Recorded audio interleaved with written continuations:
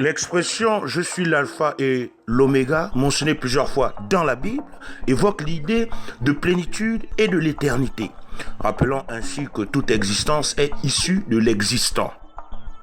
En réalité, ce concept est antérieur au judaïsme.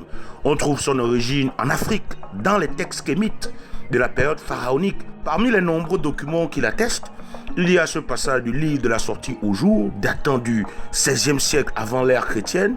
Au chapitre 64, on peut lire « Je suis l'hier, l'aujourd'hui et le demain ».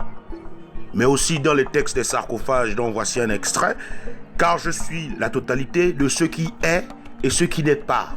On peut constater que dans la cosmogonie d'Héliopolis 2778 avant l'an 0, le nom du démiurge est Atum et son nom signifie le tout en lui-même ou ce qui est mais aussi ce qui a cessé d'exister.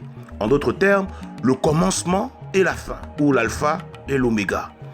Durant l'époque hellénistique, le concept kémite de la plénitude qu'on retrouve dans les expressions telles que celui qui est la totalité, celui qui est complet, celui qui est et qui n'est pas furent adoptés par les hermétistes, les alchimistes, puis par les adeptes d'un certain Jésus qui ont reconnu en lui l'accomplissement du principe divin d'Atum, la totalité de ce qui est et ce qui a cessé d'exister à travers l'expression « celui qui est le commencement et la fin » ou l'alpha et l'oméga.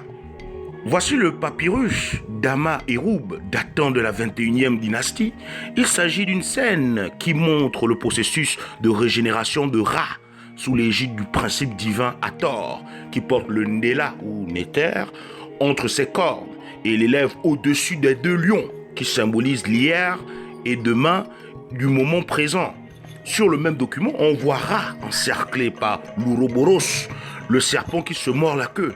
L'Ouroboros symbolise l'éternité du temps et la limite de l'univers ou la corde qui n'a ni commencement ni fin. C'est de là que vient l'idée de l'alpha et l'oméga.